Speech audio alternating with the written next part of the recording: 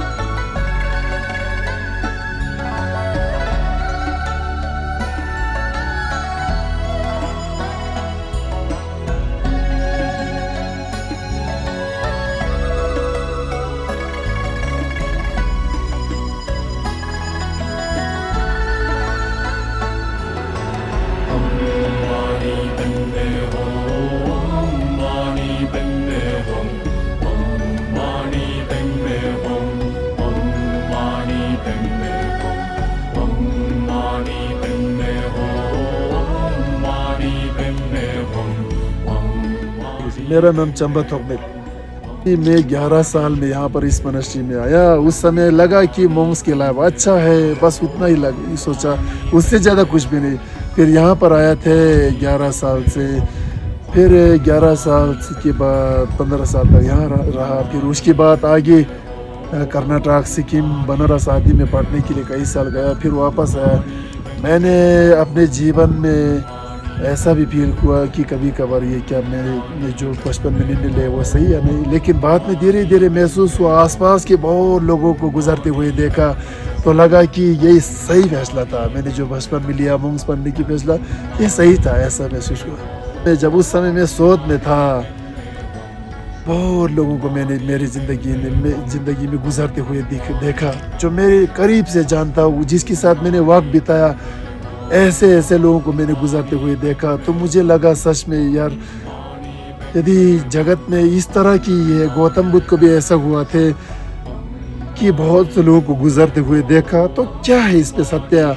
तो इसलिए मोक्ष के लिए या निर्वाणा के लिए, या ऐसा बुद्धिज़्म की भाषा में इसके लिए यदि कुछ करे तो वही सही रहेगा, वर्तमान या भविष्य दोनों के लिए यही सही रहेगा। इसलिए मोंग्स की लाइफ जो है ये बहुत जो है सुविधा लायक है, जो ध्यान मेडिटेशन करने में। तो उस समय जब सऊद में थे, शायद उस समय में शायद 35 साल होगा शायद। बुद्धिज़्म की त्रिपिटक 18 भाषा में होता है बोलता है, इसलिए बुद्धिज़्म दुनिया में जानने के लिए सबसे कठिन किताब होनी चाहता है। प्राचीन किताब, अक्षर, प्राचीन स्क्रिप्ट को जानना, और जो तंत्र की बुद्धिज़्म में अनेक देवी देवता, मंडला कैसे बनता, इन सब को बुद्धिज़्म की किसी मोंग्स को परंपरा की शिक्षा आदि से लेकर बुद्धिस्ट फिलोसफी, दर्शन आदि को बहुत जैसे मोटे मोटे किताब होते हैं, आपकी महाभारत की तरह बहुत बड़े बड़े संस्कृत में किताब होता है, पाली में होता है, अपभ्रंश में होता है।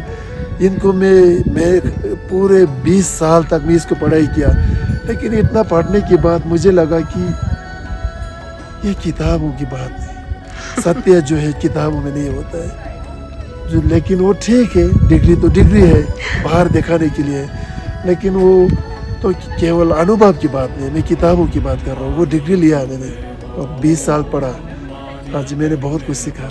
रोज़ ऐसा होता है कि यहाँ के मोंग्स को, हर मोंग्स को यहाँ के नीचे जो है ना, हर मोंग्स की जो रहने की रूम है, सिंपल रूम, जो छोटे कोठी कह सकते हैं, या छोटे 2-3 कमरा होता है, उसमें सुबह 5 बजे उठना पड़ता है। फिर उससे वहाँ से 6 बजे तक उनको ध्यान विपासना मेडिटेशन या मंडला मेडिटेशन, जो कुछ भी आदि या बुद्धिज़्म की जो जितना मैं समझता हूँ 15 प्रकार की ध्यान मेडिटेशन होता है, जो मैंने महसूस किया, उनमें से कोई किसी को भी करना है तो वहाँ से 6 बजे तक।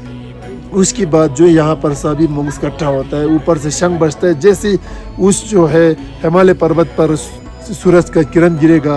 लद्दाख में टाइम निश्चित नहीं है, क्योंकि कभी दिन लंबा होता है, कभी छोटा होता है। जब वहाँ उस पर्वत पर सूरज की किरण गिरेगा तो यहाँ से शंख बजेगा, तो मतलब मोंग्स को आने को बोल रहा है। मोंग्स यहाँ इकट्ठा होता है, चैंटिंग्स होता है, कभी कभार जो यहाँ पर जो मंडला आदि बनता है तो पूरे 10 दिन का शिविर होता है, पूरे दिन भर पूजा चलता है।